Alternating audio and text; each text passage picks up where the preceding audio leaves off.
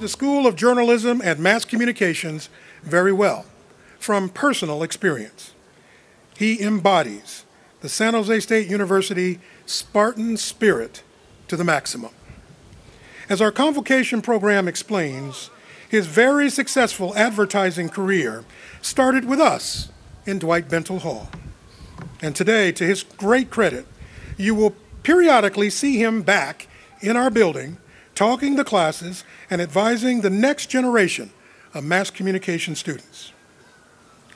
23 years ago, when I first taught media and society here and needed an advertising expert for a guest lecture, his name was first to be recommended by our faculty.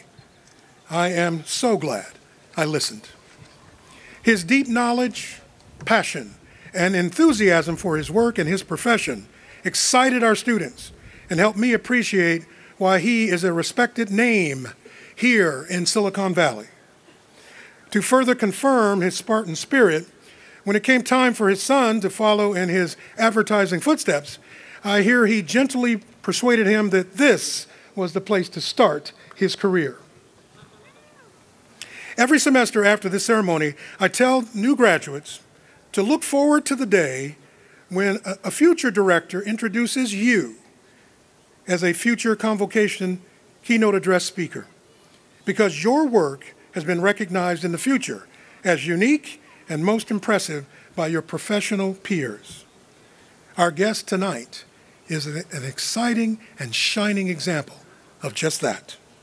So with great sense of pride, we welcome home a distinguished graduate and friend of the School of Journalism and Mass Communications. Please give a warm Spartan welcome to our Spring 2014 Convocation keynote speaker from the class of 1987, Mr. Hunter Elkins.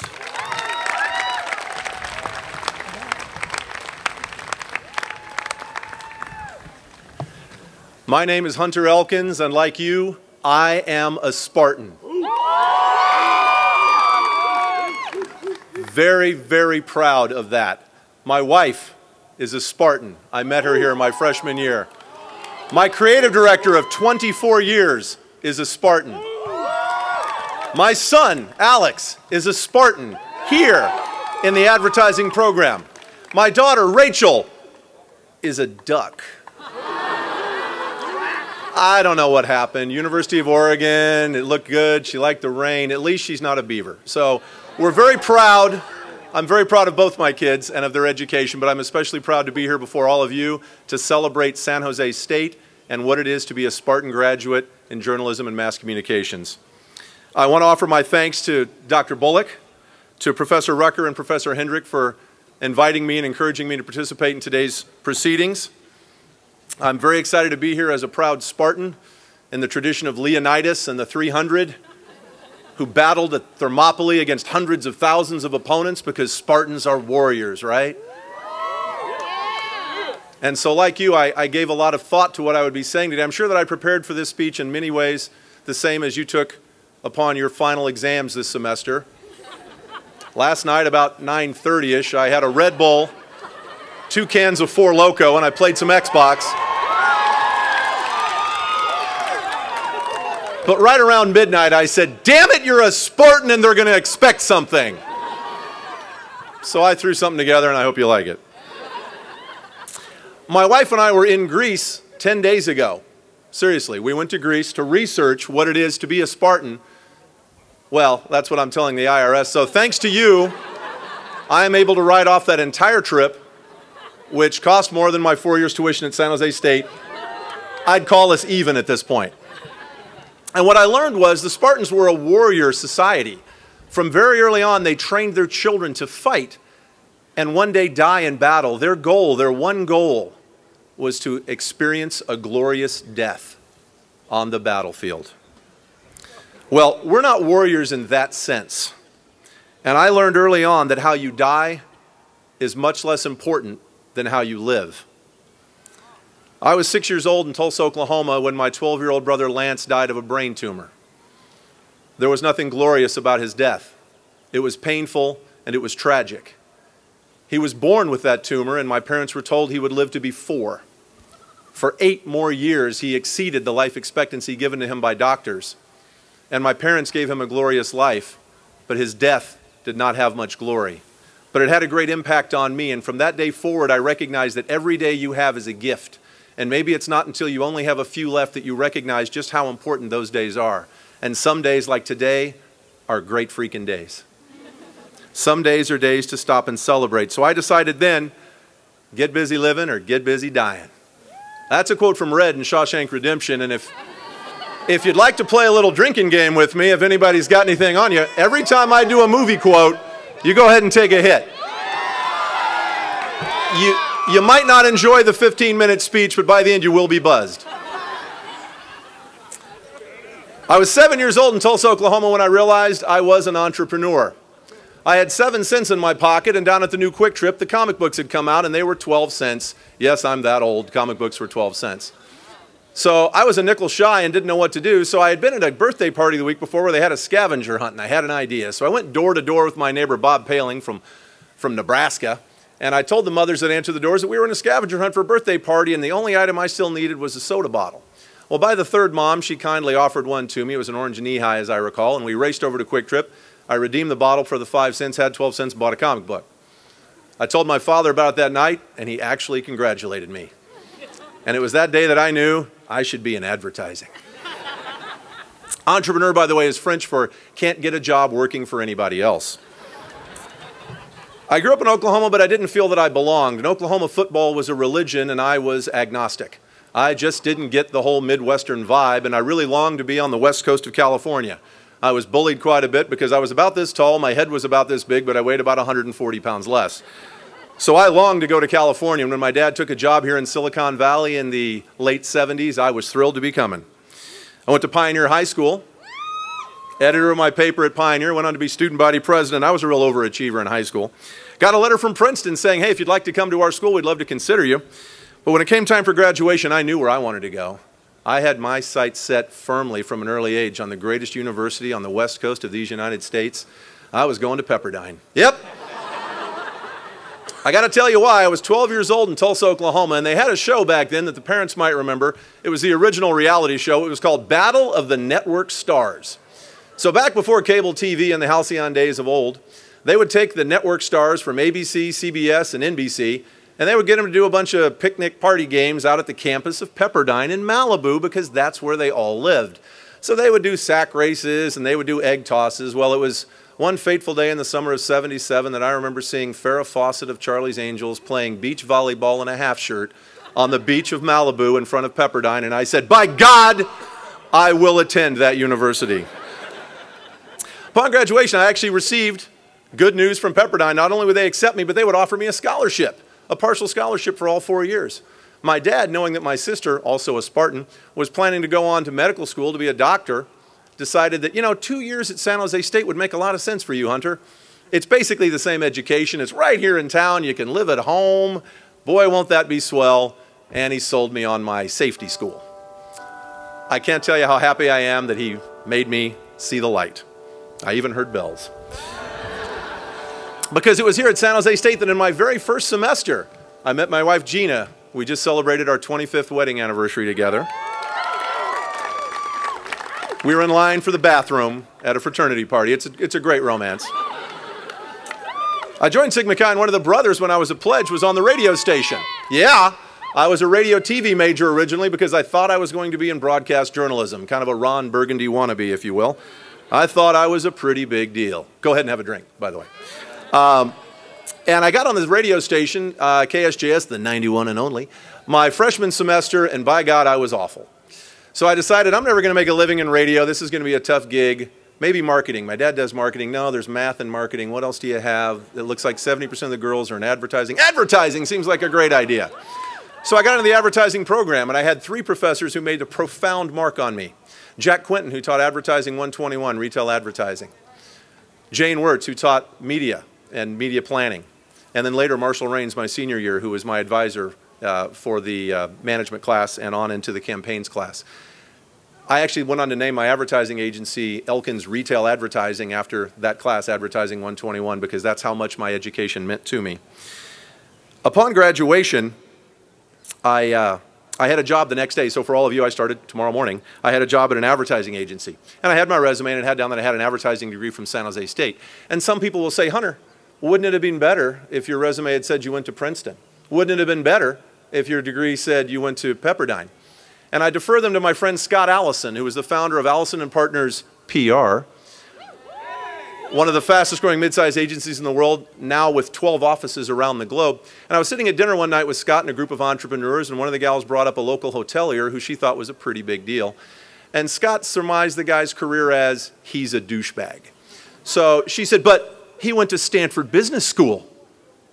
And Scott said, without waiting very long, you know, I know 4 people that went to Stanford Business School, and I sign all their paychecks. I went to San Diego State. The state schools can give you every bit the education you need to dominate in your career. Be proud to be a Spartan. I went to work the day after graduation in 1987. There was no internet. I had a cell phone the size of a watermelon. We had a fax machine and a VHS player, and I would carry around a TV to show commercials. It was ugly. I had multiple job offers, but I took the one that was going to let me start selling the day after graduation because I was pretty sure I was going to be good at it. Boy, it was hard.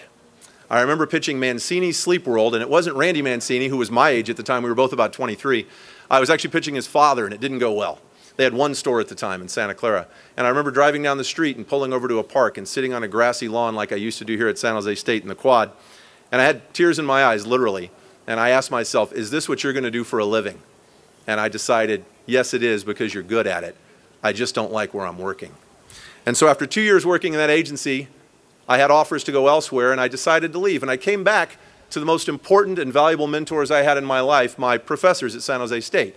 And I came to Jack and to Jane and to Marshall, and I said, what should I do? And all 3 of them said, start your own agency. Why not? You're 25 years old. What have you got to lose? And that was when I learned one of the lessons that I'll share with you today. Fail fast. Try stuff early. Now, while you're young. Do it now. If you're going to start up, do it now. People start advertising agencies when they're 25 or when they're 50. Because when you're 25, as I was, I had a wife, but I had no mortgage and no children, no real risk, no financial obligations in my life. But most people have to wait until they're 50 because they got to get their kids through college. Because when you've got a mortgage and 3 kids or 4 kids, that's not the time to start a business. Now is the time. Fail fast. If it doesn't go right, take a job working for somebody else or take a job working somewhere else. But go out there and do what you can. Learn to fail fast. I also learned to take a stand. And that's an important lesson to take away from today. I took a stand a few times in my life, and it has made all the difference. When I was young, I mentioned I was bullied in Tulsa, Oklahoma especially, but also here in California. So in my 8th grade year, I started studying martial arts, and it gave me a lot of confidence. I was able to literally take a stand and stand up to people. Never really had to be in a fight, but it made a lot of difference. In the first year of my agency, I had a client who was a car dealer in the East Bay, and I was about 6 months in business at the time, and he owed me about $40,000 for several months of radio advertising. I went into his office at his dealership to ask him why he hadn't paid the bill, and I brought a copy of it with me. I handed it across the desk to him, and he pondered it for a moment, and he said, yeah, I don't really think this stuff worked the way you said it would. Threw the bill at me and said, sue me.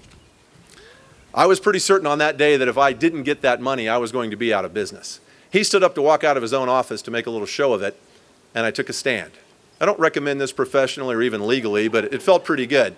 I put my hand on his shoulder and I spun him around, and I had about 4 inches on him, and I looked down at his face, and in more colorful language than I'll share in front of your grandparents, I instructed him to walk into the other room and write that check right now, or I wasn't leaving. And he did just that, and he continued to write me checks for 17 years. Take a stand. Sometimes it's all you can do. And it's easy to do. Figure out what pisses you off and do what Gandhi said.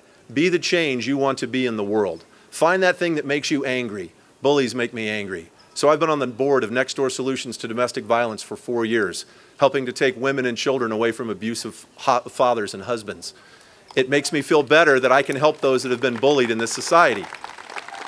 Find something that pisses you off and fix it. Take a stand. It's a great lesson. In the beginning of an advertising agency, all I really had was enthusiasm. Some would argue it's still all I have. People would hire me and say, the guy seems a little amped. We think he might be a little hyper. There might be some cocaine. There never was, but I've been accused. But over time, you get experience. And experience means this: you've already made all the mistakes. Experience means you've screwed up so many times that you can see it coming and you can point it out to people. Experience means you have scars. I spent about $4,000 on my education here at San Jose State, and I spent $100 million of clients' money making mistakes in advertising to get the experience that I have today. Experience means making mistakes, so don't be afraid to make them, especially if it's with somebody else's money. In about 1991, I was invited back to the ad club to speak, and I was honored. I was thrilled because I was new in the business. And we had a panel that included some of what my friends in Arizona call cotton tops, a couple of white-haired, august gentlemen who were experienced in advertising. And the topic of cable television came up. And keep in mind, this was 1991 or 92. And they were asked, what's cable television going to do to the world of advertising? And he immediately said, it's going to ruin it. It's ridiculous. There's too many choices. There's too many channels. No one will know what to do with it. And I had to politely disagree, and I said, it's a great opportunity. I've got some clients that don't have a lot of money. If you want to sell to a very small audience and buy a very specific medium, you can do that, and they can afford to compete where they couldn't buy network TV. Well, 20 years later, I find myself as the old, august, experienced guy talking about the internet. And I started to say, oh, damn it, the internet's going to kill us. And then I realized it's just the new technology. It's the technology all of you have learned about. And you're going to live in the world that makes decisions about how that's going to be used. People do not change. Their buying habits don't really change, but the technology does. Your generation will decide what privacy means. Your generation will decide how much you share with your government, how much you put online, and what you want the world to think of you. And your generation will decide how many hours of a day will you look at a screen, and how many hours of a day will you look someone in the eye. And I'm excited to see what you do with those decisions, because there's so many opportunities in technology, but we have to remember that we're in a business of working with human beings. There is a great need for content. There are more cable channels, more blogs, more Facebook pages, more Twitter campaigns. There are more opportunities for writers, for creators. I'm not speaking here today to the School of Accounting or the School of Engineering because, frankly, they wouldn't have had me and I wouldn't have had them. I'm talking to creative people. We are the dreamers of dreams, and we are the music makers. Magic makers? Willy Wonka, did I get that right? There you go. It's a drink quote. Go ahead if you drink. If you're playing along, have a drink now. A computer will one day be able to do what those in accounting and those in engineering do, but a computer will never replace the soul and the ability to manage the language of a great writer, of a great wordsmith. If you can communicate, if you can look someone in the eye and share a message, if you can type something and put words together that encourage action, you will change the world. You are in one of the great professions. You have a chance to form ideas and communicate them and to create commerce. Another lesson I've learned is to live your life backward. Anybody here from Switzerland? In Switzerland, life expectancy is 82. That's as good as it gets, apparently, so we've got a little less than that.